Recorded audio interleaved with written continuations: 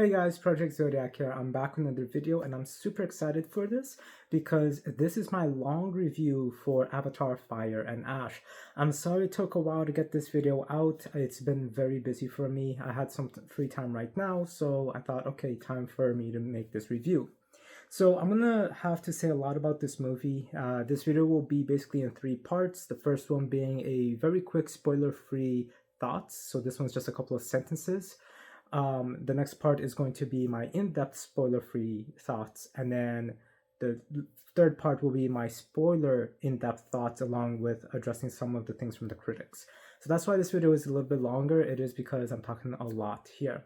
So I don't want to waste too much time with this, so let's just go straight into it because I absolutely love this movie. So for my quick general thoughts, I love this movie. It's my favorite out of the three Avatar movies, and it's just so good. There's a few little things I do have nitpicks with, but it's just really so good. The pacing is amazing.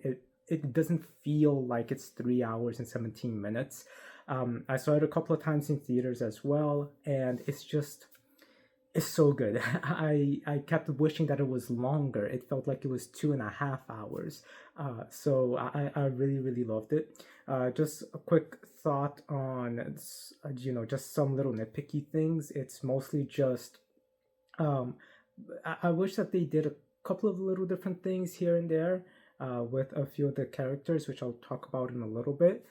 But I still really loved this movie and I thought it was fantastic. So those are my quick general thoughts on this movie. It's the best Avatar movie so far. I'm super excited for Avatar 4 and 5. I really hope we get them. I know that there are release dates for them, but James Cameron keeps saying that this movie needs to do really good in order for those two to be made. So unfortunately, we can't say 100% that those movies will be coming out, but most likely they're coming out or the story will be told in some way. So yeah, that's just my quick general thoughts on the movie. It's the best out of the three. I loved it so much. So for those of you who don't want to stay for the rest of the video, thank you for watching. I hope that you guys also like this movie.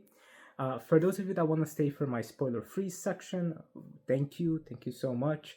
That's going to be where this section starts now. So yes, spoiler-free in-depth thoughts on this movie. The cinematography is amazing. The special effects is amazing. They really put so much care into this, and I just think that it shows how creative the series is. Like, the first movie was super creative. The second movie really built up on it, but then this one just goes even further and really shows how creative this series is, again, like the first movie. So I really, really, really like that a lot. I think that was done very good. All of the characters are amazing. It's just, you really get to see them go through so many things in this movie, and honestly, there's a couple of moments which I'll talk about during the spoiler section where I was literally like shocked that they went this direction in like a good way. So I absolutely loved how they handled all of the characters in this movie. I also really, really love not just the special effects, not just the way that the characters are handled, but the way that the spiritual nature of the story is really implemented into this movie. And I thought that was really, really, really cool, with a lot of scenes about that. So that's something that I really loved from the first movie, and they did even more so in the second movie, and even more so in this movie, and I loved it. I thought it was amazing.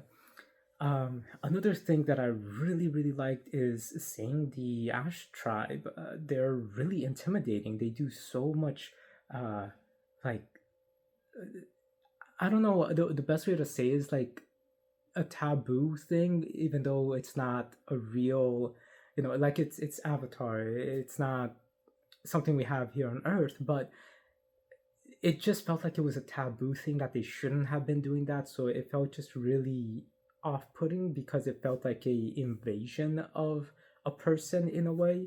I can't really speak too much about that during this section, but it just, what they do, it really is so different, and it really shows how different this tribe is, and I really like that a lot. Uh, but one of the things that I didn't like really was the wind traders.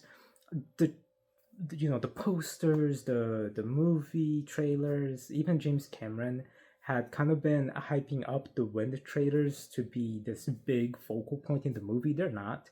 They're literally there for like just 10-15 minutes or less, and they don't really do anything. So I was super disappointed about that. I'm just mentioning that now, just because I was talking about the Ash clan, and the Wind Traders was a clan that we were being introduced to in this movie as well. So I really, really wish that they did more with the Wind Traders. Um, Back to the things that I like, though, I really, really liked the conflict Neytiri has in this movie. I really, really like the conflict Jake has. They all have a lot of hard things to go through. And Loak's journey I really liked a lot too, and Spider's journey as well. Kiri's and uh, well, I was gonna say Took, but honestly, they do nothing with Took in this movie. Uh, Compared to the last movie, they at least did some things with her. In this movie, they don't. So yeah, Kiri though, her and Spider, they're very central to this movie. Um, I know a lot of people complain about Loak not being too much of a focus in this movie, but I still like the journey that he goes on. And on top of that, uh, that's okay that they don't focus so much on him, because the last movie was more focused on him. This movie is more focused. Well, last movie him, Kiri, and Etium. This movie is more focused on Jake, Neytiri, Kiri, and Spider. So I thought that was really, really good. And Courage too has a very interesting arc in this movie. Like, everyone has a very interesting arc in this movie. I loved it so much. Now, one of the things though about those complaints is that I felt like Courage's team doesn't really do much. They're just barely there in this movie compared to the last movie. So they don't really get much of an arc. But the Varang, the villain of this movie, she's amazing. A really, really cool villain, and she really has a good chemistry with Courage. I thought that was really, really, really well done. Um, and overall, I just thought that it was so good. The 3D effect as well that I'm thinking about right now, that 3D effect was so good. It's probably the best 3D in all of the Avatar movies. And it's just amazing. It's so impactful and so well done. But like I said in my introduction, this movie doesn't feel like it's 3 hours and 17 minutes. So things go very fast paced. There's a lot that's going on, and they really expand a lot on the world. So I really, really like that. Um, and then in terms of, the things that they do between Jake, Courage, and the Ash Tribe, I thought that all of that was really well implemented. Of course, there was a couple of things I do wish that they did a little bit better. Um, you know, uh, Without spoilers, I do wish we got to see a little bit more of Loak, even though it wasn't really a focus on him too much. I do wish that we got to kind of explore some of the things we saw a little bit more. This is definitely a lot more of a character driven movie compared to the previous ones. We still get to see a lot of really cool things, but I really wish that they explained a couple of things a little bit more. Um, I think that that would have been really, really helpful. Um, and I can see why some people would think that this is just a lot of repeated things, but really it's not. I'll talk about that in my spoiler section when I'm addressing the critics, because really it's not all repeated things. There's a lot of things here that is done differently than Avatar Way of Water. Of course, this was originally part of Avatar Way of Water. It was supposed to be part two because it was such a long movie, but itself, it holds up as its own movie really, really well. So I thought that, it's fine that it's not a part two. But this movie does start right when that movie ends. So, I wish that with that, they kind of did end up having to do a little bit more things outside of the water tribe, but um, or the Matakaina tribe. But the fact that it sets right when that one ends, it makes sense that they did do more of that, with that tribe. I also wish that we got to explore a little bit more what they do with Spider, because his arc was really, really interesting, and I really like that a lot. But those are just some little nitpicks. Again, I'll go more into it in my spoiler section. For things that I didn't really like about this movie, again, I can't say too much without spoilers, but really it is those nitpicks that I just mentioned. Uh, the only big thing is that I feel like the score of this movie is the weakest score out of the three. This one just, the first two scores from Avatar and Avatar Way of Water felt like it was this, creative, otherworldly songs. This one just feels like it's more traditional Hollywood movie score. There's definitely a lot of really good scores or songs in this score, but it just felt a lot more just regular Hollywood. Um, I also felt like the closing song, Dream As One, I think is the name of it. I think it's just okay. The first two songs, I See You and Nothing Is Lost, I think that those were much better songs than this one. Um, but overall, I really liked how, they still implemented the music. I thought that was done really, really well. Um, but again, I do wish they still did something different with the way that the music was recorded and made, so that the implementation could have been a little bit better. That's basically it. There isn't too much that I can say right now without geeking out as to why I liked certain things, because they are all very spoiler heavy. Um, it's just, I really like this movie. They really handled the characters so good, and we really get to explore Pandora in a way we haven't before. So I really like that. And it's just, they just do some super creative different things. And if you've been following the leaks, then some of the things that they do here isn't too surprising, and some of the things they just ruined in the trailer, but it's still very, very cool to see. How they implemented so many creative and really cool ideas. So I really like that. I hope it comes out on Steelbook pretty soon. Hopefully, they will have an extended version of this movie. I know they didn't for Way of Water, but it would be cool if they do for this one. And it would be cool to just edit the two movies together into one big fan edit movie. Like, that's 4 hours long, basically, or 6 hours and a half long. That would be really cool. I would really like to see that. Just the whole long part one, part two. So maybe I'll do that actually. That sounds like a really cool idea. But I hope that we do get a steelbook for it soon, and I hope that that steelbook will be in the line of the style that the steelbook for Avatar 1 and 2 that they just released a few years ago is. So I really hope it's uniform with that particular set, and hopefully a collector's edition as well. And I really hope that they release this movie in 3D Blu-ray. They should have released Tron Ares on a 3D Blu-ray as well, but they didn't. So that really upset me. I hope that they can release it at some point in 3D Blu-ray, but not a lot of people have TVs that are 3D. So honestly, I was surprised Way of Water got a 3D release for Blu-rays, but I hope that they do that for this movie too.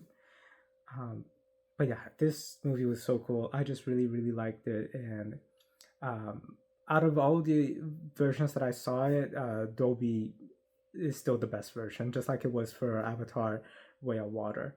Also, I just wanted to say that, adding in a little bit more of context too, everyone who I saw it with absolutely love this movie, and it was also my wife's one of her favorites out of the three. I think it was also her favorite.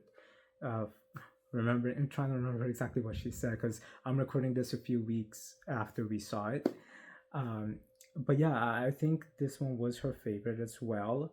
But she loves them just as much as I do. So it's not that she's picking favorites, but she really likes how the creativity in this movie was implemented compared to the previous ones. So that's why I'm saying I think it's her favorite, but she likes them all mostly the same.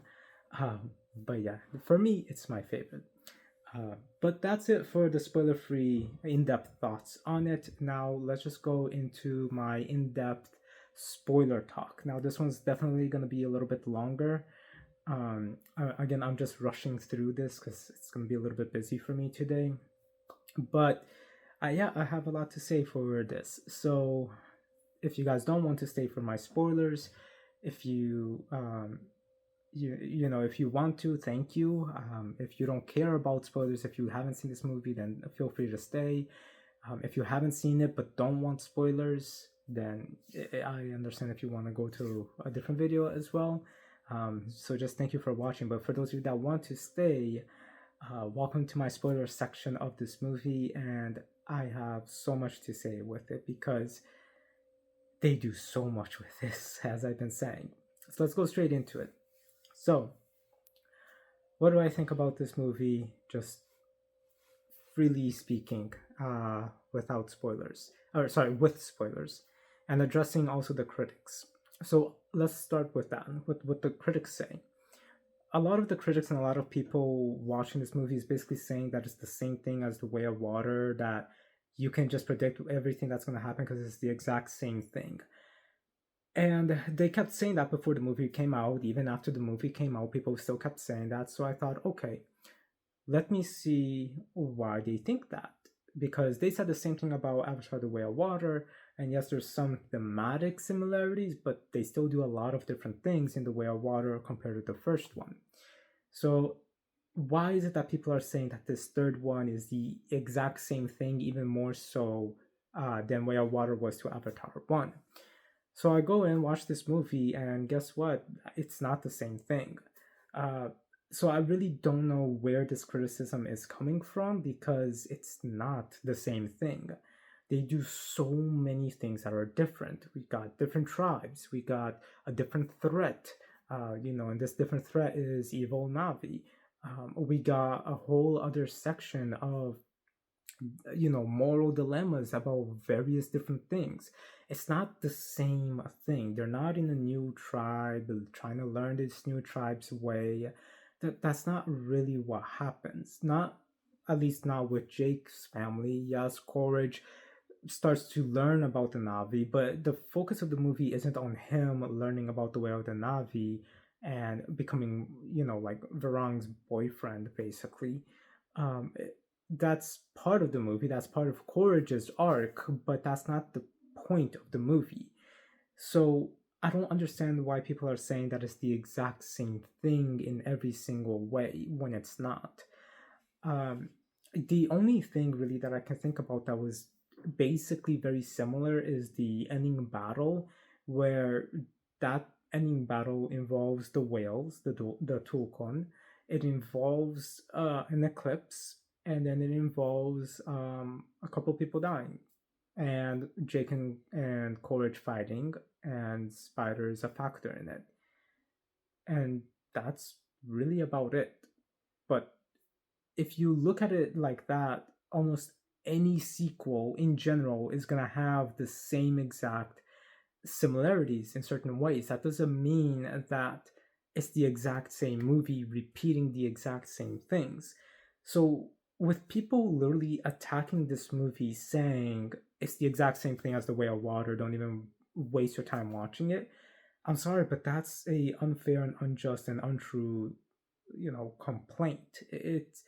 I can understand if you feel like the similarities, such as Courage learning about a Navi tribe, or about the final battle, or things like that, might bother you. But really, at that point it's like you're really just trying to find something to really nitpick to not like this movie, especially when you consider so many movies that are sequels literally do the same thing and then they're praised for it.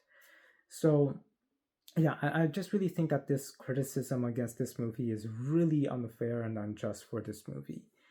Um, Now, another criticism that people have been having is that they don't do anything new with this movie. Nothing new happens. This is separate from is the same thing.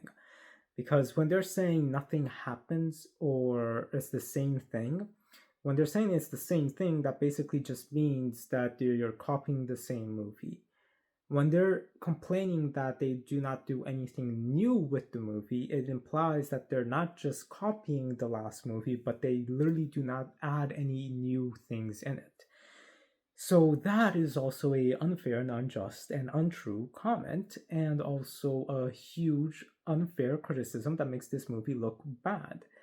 Because that is not what happens in this movie. This movie is not doing it's not doing the same things and not doing anything different or new. Whoever, whenever I see these comments and these reviews, and even big YouTubers as well saying the same thing about the movie, in my mind, I'm literally thinking, are you guys actually paying attention to this movie or no? A lot of people also complain about the runtime, 3 hours and 17 minutes. We'll talk about that next, but focusing in on this, it really just makes me think if they're actually paying attention to the movie. How is it that they can say the movie does nothing new, that is the same threat, the same thing over and over again as the previous two movies? When even the previous movie was already different from the first one, even if it had a little bit more thematic similarities, but it still did a lot of different things. So when we look at this one, it is the most different movie out of all three of them. And it does even more different things than any of the movie in the series so far. So how is it that you can say that it does nothing new, nothing different, that is the same thing? And I have to be clear that these reviewers are saying that it does nothing new, nothing different in this series, not in movies in general. Like a lot of times a movie will come out and people will say, oh, it's very similar to this movie or that movie. That's not what people are really complaining about here. They're complaining about that it does the exact same thing and nothing new from Avatar 1 and Avatar Way of Water. So that's where I'm really just so confused. Is how can you see this movie and say that? Just look at what this movie has. You have Spider mutating to growing a Kuru and breathing Pandoran air. You have Neytiri almost dying. You have a whole moral dilemma with the Tukon about changing their ways to fight and kill people who are killing them. You have a whole new clan of Na'vi that are evil and who turn their backs on Ewa. And then you have Courage understanding what, or like joining with them, but for different reasons than what Jake joined them for. You have a much bigger focus on Courage and Spider, and how they, have a few moments together, and Courage trying to be a dad even more. We get to see that a little bit, but they really build up on that. Then you also have a bigger world view. You see the Wind Traders and how they are and how they operate, what they normally do. You get to see Toruk again, and how it's an important symbol still for the Na'vi. You get to see how all of these people can come together in a way that they didn't before. You get to see more spiritual things about Aoa. You even get to see Ewa's face in this movie. You get to learn more about Kiri. A lot of things are revealed about Kiri. It's honestly not the most. Actually, that's something I should have said in my spoiler section. It's what they kind of reveal with Kiri isn't the like you could tell what it was from Way of Water. It didn't feel too shocking, other than the fact that they actually do say that she is basically a clone of Grace's avatar rather than a child. So the fact that she's a clone, that's the most surprising thing, but everything else they kind of explain was already explained in Way of Water. But you get her understanding about this, which she didn't know in that movie in Way of Water. You also get Lowak coming to be himself. You come to him contemplating about suicide. You come to him and to Sarah going to try to make a difference with the Tulkun. You get to understand more about the RDA and how their organization is. I can go on and on, but there's just so much that this movie does. And another big example is how the world behaves in it as well. You can see this big electromagnetic field that pulls in anything that's metal. You get to see how the Tulkuns also celebrate a ceremony with the baby Navi. There's so much world building that it's literally, I have no idea how they say that they don't do anything different. Uh, it just shocks me for that. And it upsets me because it just feels like these people aren't watching this movie or movies and shows or games in general, and then they put out this information and people are gonna think that that's how the movie is, but that's not how the movie is. And obviously it's a review, it's people's opinions. I get it, but to straight out say this particular information, it's wrong information. So that's why it upsets me. It's not that a person really didn't like the movie. Obviously, I would love for everyone to love this movie. It's just what upsets me is the wrong information that goes out, because it really just looks like they didn't even bother to fully pay attention to the movie, and then go out and put this review that's then going to influence people to either not watch the movie and make the decision up for themselves. For example, look at Tron Ares. That's exactly what happened. Reviewers basically said things that made no sense. People went and watched it and they're like, wow, the reviewers were wrong about this. And it's not big like blogger reviews or organization reviews, it's even YouTuber reviews as well. Same thing with Tron Ares. So it's gonna take a while for people to just be bored one day, basically, and just said, "Okay, let me see this movie now. It's curious. I heard it was bad. Let's just see how bad it is." But then they see it and they're like, "Oh, the movie isn't actually bad. It's what were the reviewers talking about?" Again, that's the same reaction that Tron Ares got from so many people. So that's why it upsets me. It's not that people are voicing if they don't like the movie or what they don't like about the movie. It's that they're voicing things that really just does not line up with how the movie actually is, and then it makes people think that it's that way when it's not. And then when they watch it themselves, they realize, oh, that's not how the reviewers said. This is totally different than what the reviewers said. So I just wish that reviewers would be more honest and actually explain what they mean about these things, because it doesn't make sense. And that's why I like to do these longer videos about my thoughts on games, movies, albums, because I want to always just be honest and actually explain things in detail. People say that I talk too much in these videos, but I think it's honest. It's okay. If you really want to know someone's full in-depth thoughts, then just listen. That's why I've been doing these formats differently for these longer videos, where I do that quick, here's just my thoughts, this is just what I think, because that's basically what people are listening to. When it comes to bigger reviews, they just want the headline, so the reviewers just don't say anything. But then for people who want to do a proper analysis or actually hear my in-depth thoughts, that's why I want to do that in a longer format instead of multiple videos. Because honestly, I get busy and I have a lot of projects I get to work on, and plus work and school and all of that. So I end up getting delayed in uploading my videos because my mind is always all over the place. So that's why I like to do these longer format videos so I can just say my full in-depth thoughts and why these movies, why I react the way I do to these movies. And that's what I wish these reviewers would do instead of just nitpicking and not really explaining things properly.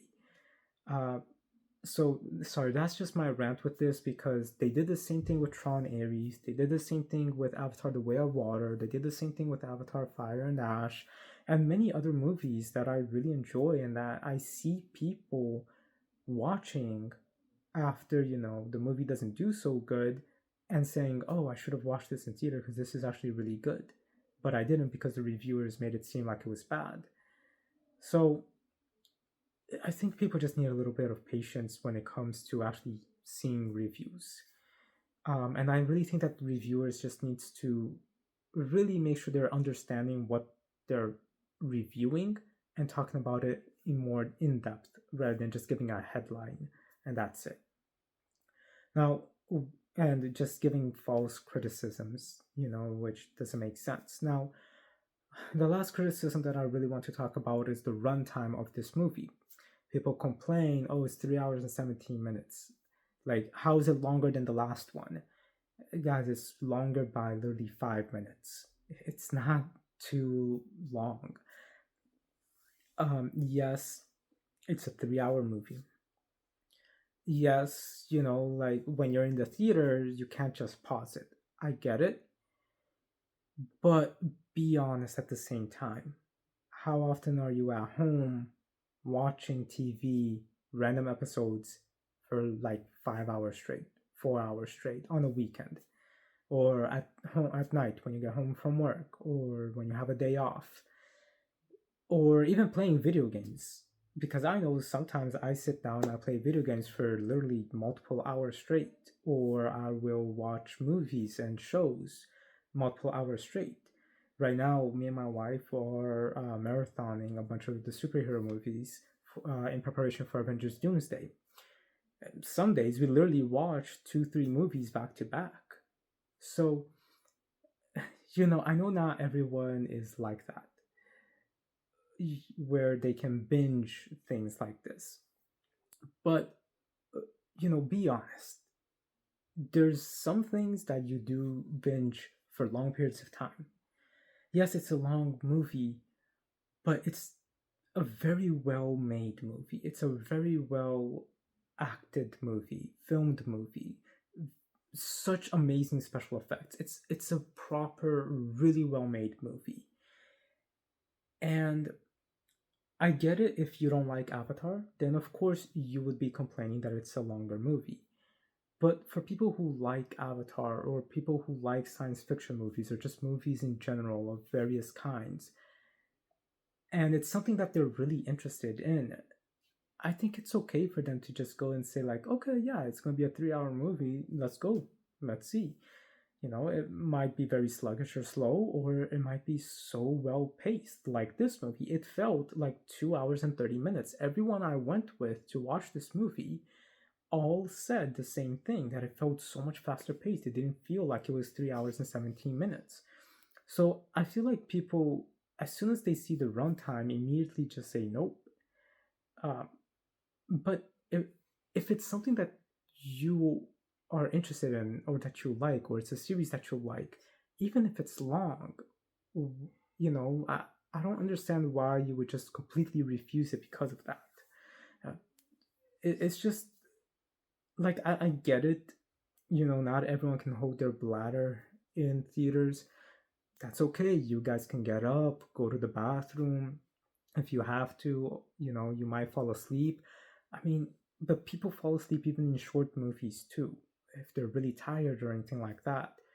So I understand the criticism for the longer movie, because various people have various needs, various situations, and not everyone can really just commit to sitting down for 3 hours, on right after work to watch a movie, and then they have to go home after. I get it, but you can watch it when you have a day off the next day or something like that. I think that there's just ways that if you're really interested in it and you really want to support it, you can find a way. Um, but again, I get the criticism for the 3 hours depending on people's needs and situations. But if you're just there, oh, this movie's seriously 3 hours long, what's wrong with them? You know, if you're just complaining just to complain because it's a long movie, I think that that's a little unfair for the movie itself. Um, just because there's a lot that happens in this movie. It's 3 hours, 17 minutes for a good reason. And then when it comes out on home releases or on Disney Plus, then yeah, if you couldn't watch it in theaters because of certain situations that would have been hard for you, then at home you can pause it, you can use the bathroom, you can take a break. Again, everyone has their specific reasons. What I'm trying to address is the ones who are just complaining just to complain for no reason at all. Because people keep saying, oh, no movie should be over 2.5 hours, or no movie should be over 2 hours. It's like, no, you watch the movie and see. Don't just attack the movie because it's a longer runtime. So that was one thing I just wanted to say. Again, I really, really liked that this movie was long. But then again, I'm one of the people that likes long movies. I like the extended versions of movies because I love how movies are. So it allows you to be more in that world. It allows you to see more of the movie, and I love that. So it's okay that we didn't get an extended version of Way of Water because this is basically the extension of that. But because it picks up right when that one ends, that's what I mean. But at the same time, I do wish we had extra scenes put into The Way of Water. I wish that we would get extra scenes put into this movie as well for the home release. I know that that's not something everybody likes, but it's something I like. So for me, it was okay that it was 3 hours and 17 minutes. I just think that people are too harsh on the runtime when it's not something that really impacts them in specific ways. People who are, impacted by that, such as some disabilities or certain situations, I can understand. But when it's people just nitpicking and attacking this movie just to attack it just because it's a long movie, that's just being unfair to it. So, uh, yeah, I think there's a balance for everything, and this movie is the right long length. I think that this movie was supposed to be 3 hours and 17 minutes, and when you watch it, you can see why. On top of that, I wish it was longer because it goes so quickly. Again, I wish we got more of the Wind Traders. We needed more of them. It's one of my biggest complaints is that they hype the Wind Traders up so much and they do nothing with them. They're literally just there for 10 minutes. So I wish that they did more with it. Okay, so those are my complaints about the criticism of this movie. Some of the criticism I can understand. But then we have most of those criticisms, which is people just nitpicking, and it's okay. You can nitpick on certain things here and there. I'm about to nitpick on a few things too. But when you nitpick and then get to that particular nitpick and turn it into this big explosion of your hate towards the movie, it's like, why? That's literally a nitpick. That's not one of your complaints. If you're complaining, you made bigger complaints here, and those complaints make sense, but then you're nitpicking about this little thing. So that's what I wish that people would perceive a little bit more. But with that said, let's go now away from my rant about the critics and just go into my spoiler talk about the movie. So, addressing Spider again, that's one of the biggest shocks in this movie that was ruined in the trailers. And I remember telling my brother about it when he saw the trailer. He's like, this looks amazing, and I told him, yeah, it does. For me, it's not shocking. It's cool because I've been following the leaks for a few years, so I'm actually really glad that they went with that because I thought they might not. So it's really cool that they actually did. But it sucks that they ruined that in this trailer. Like, I'm not so surprised because I saw that they were really focusing on that in the concepts for this movie. I'm just surprised that they included it in the trailer because that's a huge thing that people who haven't been following the leaks are going to be spoiled on. So he said it's a 3 hour 17 minutes movie, man. Like, there's a lot more that's going to happen in it. And I'm like, okay, yeah, that's true, but still, this is something super big. And honestly, I still wish they did not include that in this trailer, because that spoiled a lot for a lot of people. But I love it. I love the the strangeness with it, with the mutation, with Kiri processing everything and talking with Ewa to save Spider, and Spider growing the Kuru, and the humans getting him, and not experimenting but running tests on him to see how they can replicate that. That was amazing. And then seeing Spider like connecting with I forgot the name of the Ilu, um, and it was just so cool to see a human interacting with the way that the Navi interact with the world, and I love that so much. Um, so I thought that that was amazing. That's something so creative and cool that they do, and even seeing Kiri's extension and her connection with Ewa, I thought was so well done, and just so spectacular to see. Also, going back with Spider, his relationship with Jake and with Courage, it's just so heavy. And I even like that they reference something from Avatar: The High Ground, where it's a canon book, and it kind of explains a little bit about Spider's mom, or not book, comic book, graphic novel, and that was really really good too. So I should actually review the graphic novels. I read all of them.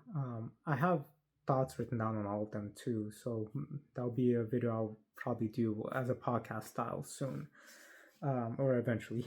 Um, but yeah, I really like that they referenced her. I really like that they also touched on Spider and Courage's relationship. Um, I also really really liked how they have Spider interacting with the kids, and just Neytiri relationship with Spider, and how she hates him but she also sees him like suffering, like at the start of the movie when he runs out of oxygen, and she talks with Jake about, like, yeah, you can tell she hates him so much, but that she still feels something um, motherly towards him and some kind of care for him, even though she should suggest killing him um, at some point, and even threatens to kill him in the last movie. But you can still see that that's all her just in moments of rage. When she puts that aside, she actually does care about him, so much so that her talking with Jake about, all right, Spider shouldn't be here. He's at risk because of the oxygen. Let's take him back to the camp. So that was really cool to see. And Neytiri threatening like to kill Spider in the moment of rage, and her conversation with Jake, like they have such a powerful conversation that feels really mature. Both of them are in a moment of stress and hate, and both of them say a couple things in rude ways, but they breathe right after, and they apologize, and they admit to what they're doing, to what they were saying was wrong, and they try to work together to fix things. So I love that because that was very very mature and filled with love. It's the argument about Neytiri talking about humans and her calling them pink skin, and how she hates their fingers, all these things, and that they are insane in their minds. And then Jake is like, well, do you forget that I was human? That even though I'm in this body, I'm human still. I'm just in a different body now. And what, you think that every time our kids do something insane or crazy is because of the human in them through me? Like, it's just, it's not them attacking each other. It's just more them expressing how, their situation is, and Jake trying to get her to see, like, like, I get it.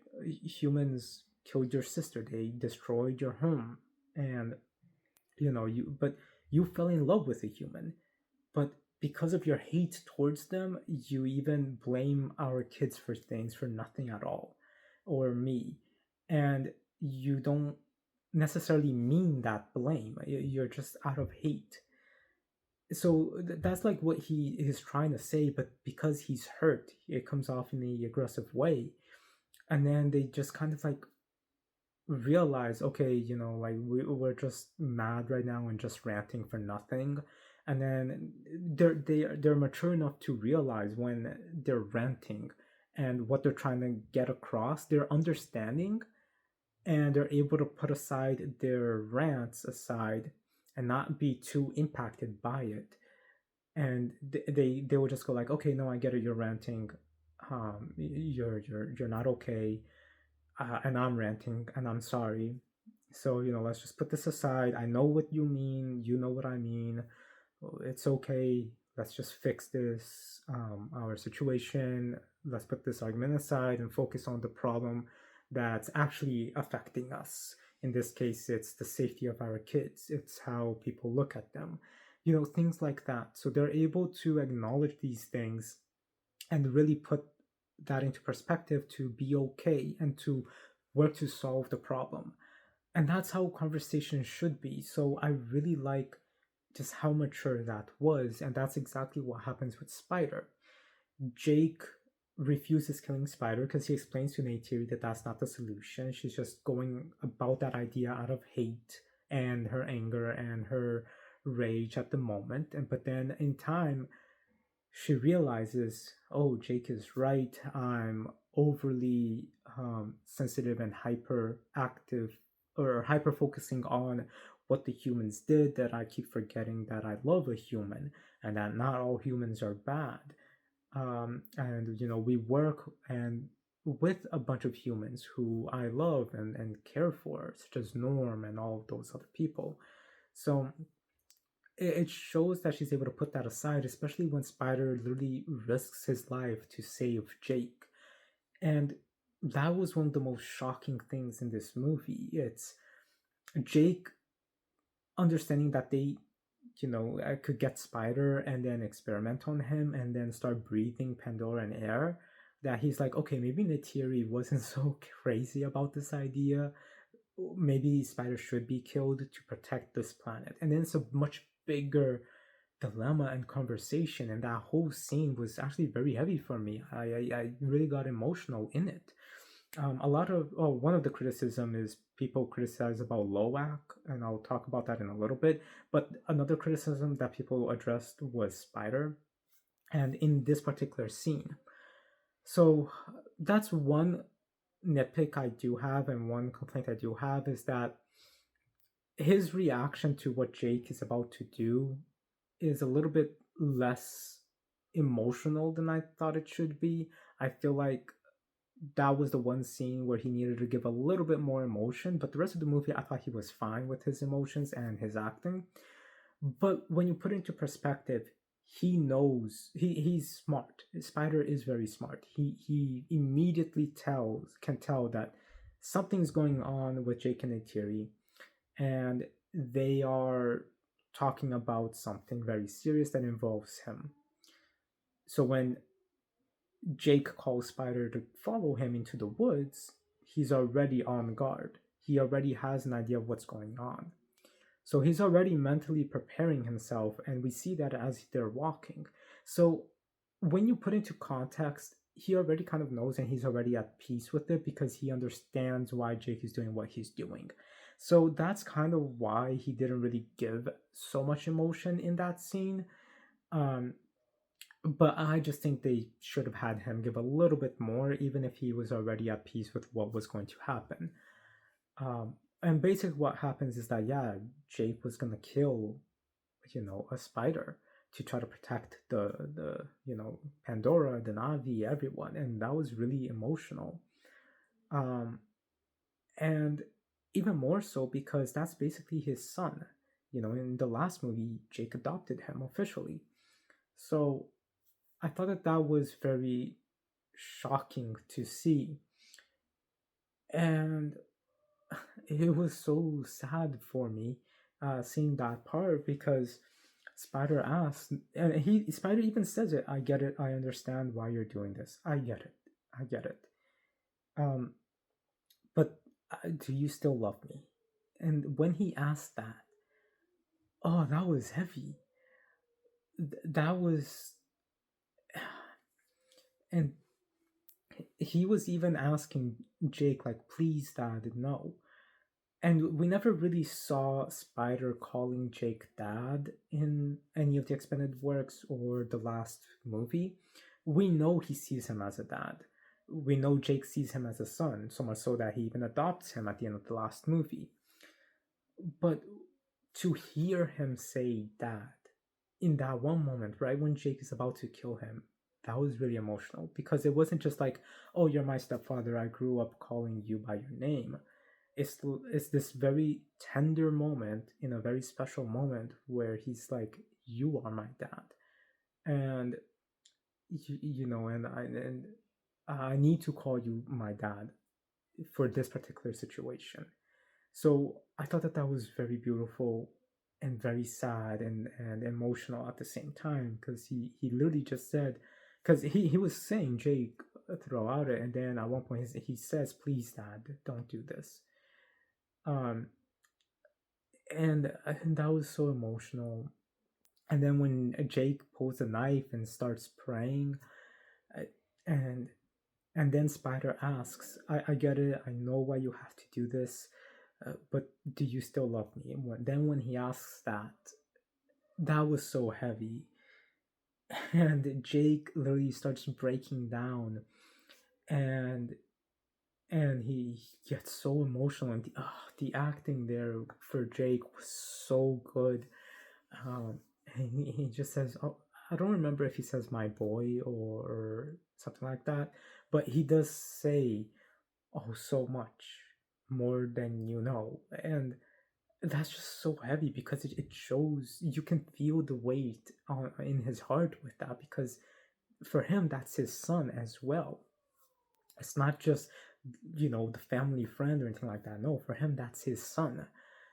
And it's just so sad to see. But then he realizes, now this is my son, and no matter what the humans do, I'm gonna be by my son's side and protect him. And I thought that that was so beautiful. So that was one of my favorite scenes, and it was just so amazing. um and even Jake with Loak in this movie, for the first half of it, he's still bashing on Loak even more so than the previous movie because he blames Loak for Natium's death. But then he comes to fully respect Loak and lets Loak do his own thing. And I really love that as well because it shows this big growth that Jake goes through. He's able to overcome Natium's death and really acknowledges his other kids. And I thought that that was so beautiful and very mature and just so realistic and well done. And then Neytiri almost dying, that was really emotional. And her worrying about the kids, I thought that was really good. Uh, Loak is the other complaint people have, where he's barely in the movie, but that's also not really true. He's only gone for like 45-50 minutes out of a 3-hour movie. The rest of the time, he's still there. He isn't much of a focus as he was in the last movie, but he's still a very big focus in this movie. I mean, he even contemplates suicide because Jake is blaming him for Natium's death. He blames himself for Natium's death. It's just really emotional, the journey they go on with Lowak. I just wish they did a little bit more in showing us his travel looking for Payakan. Um, so I thought that that was really interesting overall how they handled that.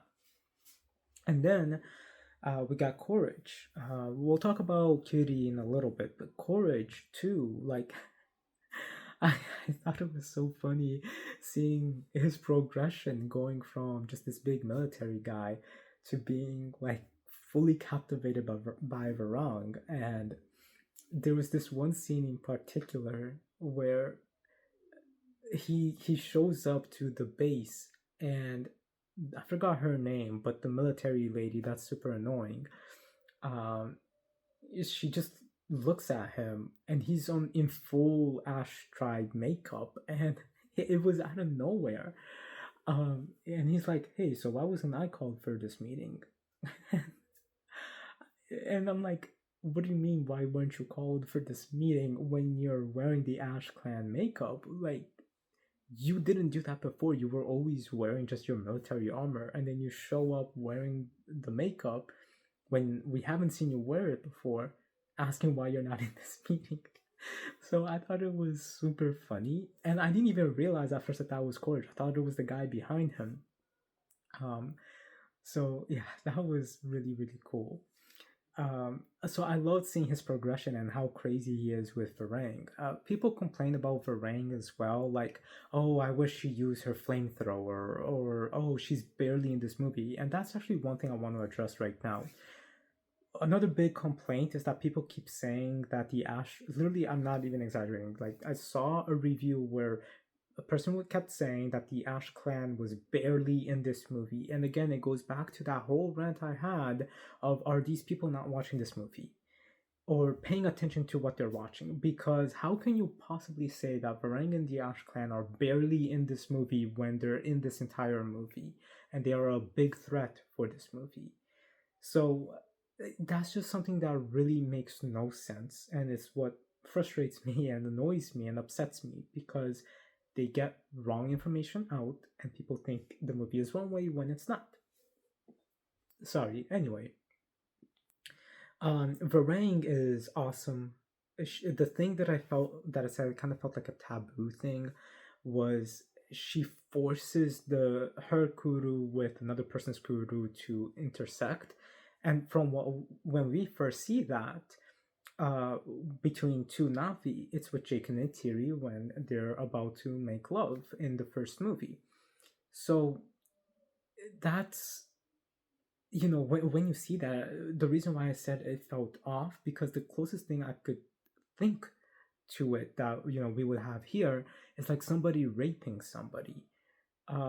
That's what that imagery of Varang getting her kudu and forcing the kudu with a different Navi, and then projecting like some kind of pulse through her kudu to kind of like dominate the person. Like, it's scary how that was presented. I felt wrong and off seeing that. Like, that shouldn't have been something that Varang was doing. And then she cuts their kudu as well. Like, she's brutal. The Ash tribe is brutal, and I like how they show how different they are overall. And I think they handled her character really really good.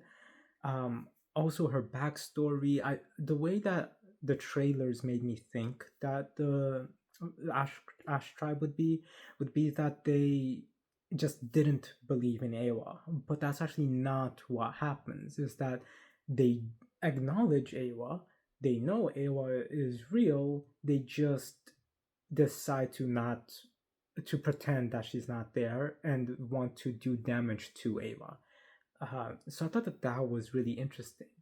That made it a lot more complex. So I really, really like that a lot too. Um, yeah, I mean, really, I just wish that we saw them attacking things a little bit more. But there was some criticisms where they said that Varang does basically nothing, which I don't think is true.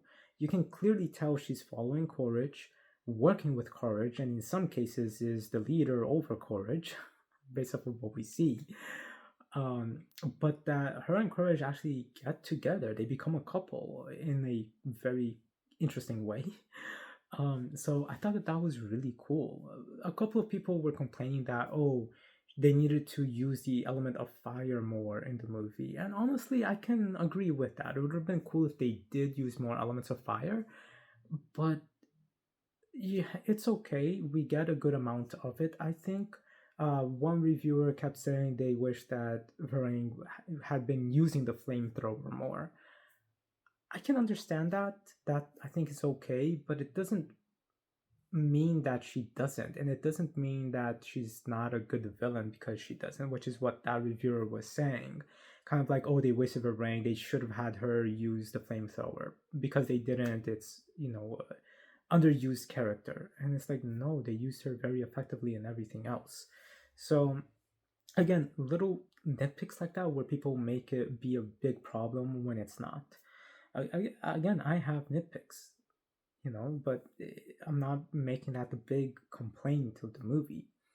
Um, so yeah, again, I wish that they showed us more of Loak, but I feel like it was still balanced. Um, and like I wish that we got to see more about Jake in the prison and how Earth might be reflecting it. Like, I wish that they told us if what they're like with them recording Jake when he's captured, if that's being projected back on Earth. It's okay if we don't see it, but it would be nice to hear if other people on Earth are aware of what's going on. I'm assuming they would, but yeah, so that was really cool too. That whole scene about Jake being imprisoned and set to be executed, like that was also very tense and emotional. I really liked how that was handled. His conversation with Coleridge there was really good too. I just really really liked that. Um, so yeah, I just really liked how they handled Jake's whole arc in this movie. And then how Neytiri goes to save him and everything, like that was really really cool. Um, so actually, I just started thinking about the Wind Traders and my complaint about them. Um, that like that for me is a complaint because the interviews, the marketing, everything was hyping up the Wind Traders to have a much bigger role in the movie, and they don't. They're just there for 10 minutes, so that's something that is one of my complaints. It's like they needed to have more of the Wind Traders, and it's a wasted opportunity that they didn't. That they're barely there. Um, it's not really a nitpick because given the fact of them hyping up the Wind Traders a lot, that's what I mean. But anyway, that's sidetracking. Focusing again on what I'm trying to say. Overall, they really handled all of these elements really good, and then the visuals of this movie is amazing. When we have the Tulkon console coming up, it's so beautiful. The forest, so beautiful in how it's filmed. The mountains, everything. This is really the best filmed Avatar movie for sure. Um, then we also have the big thing, which is Kiri. And again, I wish that they explained a lot more about her and her connection to Ewa, because really all that they really explain is things that was already established in the last movie. So they're just kind of explaining it again for people who might not have seen the last movie or fully understand or fully understood what they were explaining in the last movie. So here they just straight out say, look, this is the situation. You come from basically being a clone, because it was kind of ambiguous in some parts with it, but it was still very, very clear. It's more about Kiri's reaction to that information. That's what the focus is. So that's fine. I just wish that they did focus more on explaining to us more about this mystery. Now, Kiri connecting and trying to connect with Ewa and not being able to, that sets up a big mystery for the movie or for the series. And I think that that's what James Cameron keeps saying, that this is like the one thing left over that needs to be explained. I think there's 3 things total. It's this one, and we'll talk about the other 2 in a minute. But yeah, I think seeing Ewa when I saw that, that was beautiful. that was amazing. Like I was shocked that they showed us that. That was so cool and really done in a really cool mystical spiritual way. I really really liked it. Um, One complaint I have is that Took is less in this movie than she is in the previous one. Took is always adorable, so I wish we got to see more of her doing random things or getting in trouble. But really, she's just kind of there in the background in this one. Um, it's only in that scene when uh, Kiri is trying to connect and talk with Ewa that Spider enters the mental space and Took enters the mental space as well. So Took that is basically Took's big moment in this movie. Versus in the last movie, she has a ton of tiny, cute little moments that's hilarious and adorable. So I wish we got a little bit more of that here. But in this one, she's really just in the background. But yeah, so Kiri seeing Ewa and uh, talking with Ewa, and then Ewa listening and sending help, I thought that was beautiful and super shocking and really cool to see. So I really, really like that. And I wish we can explore more about that in the next movie. And I think that that's what James Cameron is talking about, like the one thing that this movie doesn't resolve or conclude. And then I do have another big complaint, which is really just the ending, but we'll talk about that in a minute. But yes, I don't think that that's accurate, that it's the one last thing that this movie doesn't address or fully explain. We'll talk about those other two in a minute. I do also wish we got to see more of Norm. I wish we got to see his wife, his kids, because he basically did what Jake did, which is he's married to a Navi, but unlike Jake, he didn't get fully transferred to his avatar body. So he still goes between his human body and his avatar body. And we see that a little bit in the comics, but I wish that they shown us that here as well. Now about the now I'm just thinking about the two things. Let's focus on that. The two things though that I wish that I think needs to be resolved is basically what's going on with Spider, how he's going to be important for the rest of the series, because I think that they set something very big up with Spider, that with his connection now, that we need to know what's going on. And also, a lot of people were freaked out that Kiri and Spider are together. I mean, technically, they're now adoptive siblings, so I can understand the factor with that. But at the same time, really, you could tell that they were always going to be a couple from Avatar Whale Water, given how they interact. So that was something cool to see and interesting to see, given the situation of the family dynamics at the moment. But it's very, very cool how they went with this, which is a bit different than other movies would go. So yeah, Spider is definitely going to be a very big important factor going on. Also, what happens with Courage and Varang, because in the final battle, Courage just kind of jumps and it's assumed that he dies, and Varang kind of just leaves. So I didn't really like that. I thought that they needed to explain a little bit better what happens with the two of them. Is Courage dead? Probably not. Is Varang gonna save him or be with him again soon? Maybe, probably. We're definitely gonna see them again in the next ones. But I just didn't really like how that kind of got resolved itself, basically. I also think, yeah, so that's the other two. It's about Ewa, it's about Spider and Kiri, and then it's about Courage. Those things I think needs to be addressed. um Now, obviously, I know some of the things about the leaks, such as in Avatar 4 or 5. uh I think Neytiri is supposed to go to Earth. There's supposed to be something like that. So I'm excited for that, to see what they will do with it. Hopefully they do it.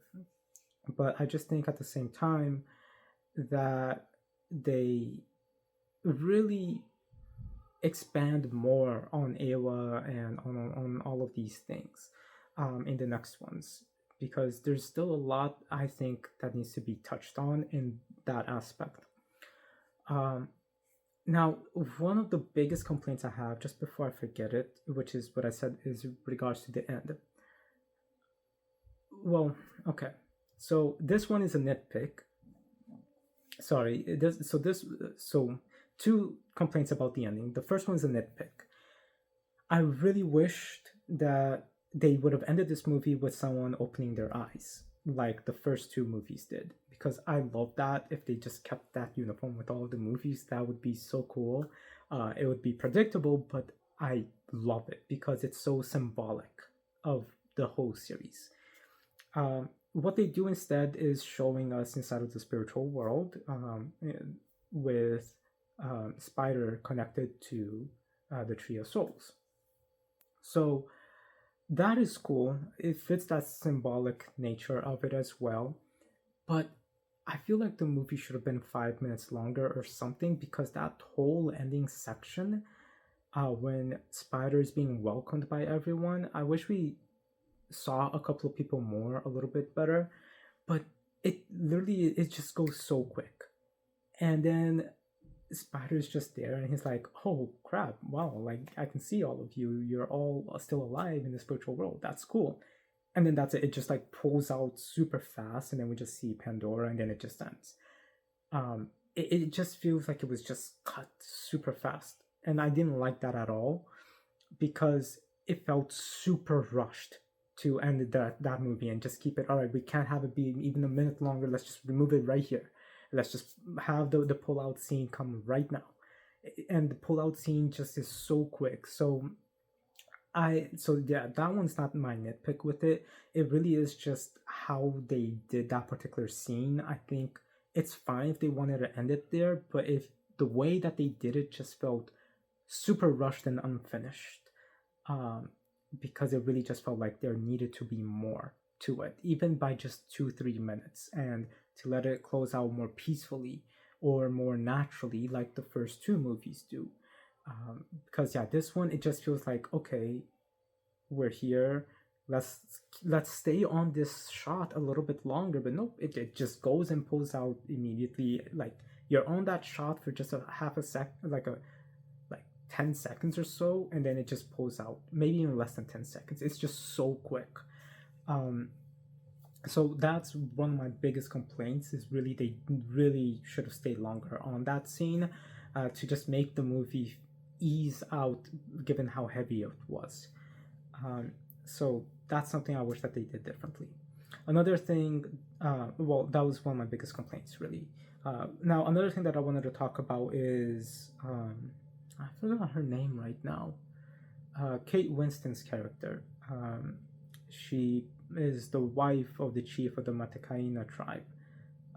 Like, I'm remembering her name and then I forget it as soon as I'm about to say it. So, sorry for that, but yeah, her. She's pregnant in the Way of Water, and then in this one, at the end, during the final battle, she gives birth. So I thought that that was so cool. Like, again, that's something we haven't seen before, is a baby Navi being born. And it's interesting that it's done kind of like how humans are. So I really, really like that a lot. It's sad that she died, and so did one of her other sons, which was also surprising. You know, that's why this movie felt so tense and so heavy, because there was a lot of casualties of people that we know. So I thought that that was really, really, really cool to see, of how serious this movie was. So that was really cool. And I also like just the progression of time. We know that a couple of months definitely has been passing by, because Spider's guru grows a little bit more. He's training. I'm glad that we got to see him training. It's just, you know, they did a really good job in showing how much time passes here. And it's just really impressive overall how they handled all of that. But this movie just, I just love how they really focused on the lore of it and really built everything up. I can keep going on and on about all these amazing things that this movie did. Really, just the things that I didn't like is those things that I had mentioned, and it's not even that many things. It's probably just 7 things, and a few of them are just nitpicks. Uh, so overall, though, like, it's so cool. I am just so excited to see what comes next, and I really hope Avatar 4 and 5 gets made. Um, this movie just really was amazing, and it's just really like I was not sure if I really did like it as much as the first two, or if I liked it more because of how impactful this movie was in so many ways. So after I saw it again, I'm like, yeah, no, this movie, not again. Sorry, after I left the first time, I'm like, this movie's probably better than the first two. Like, there's just so much that happens, and it is just so creative in so many ways. And seeing it the second time, I'm like, yeah, no, for sure, this movie is better than the first two. It really is emotional.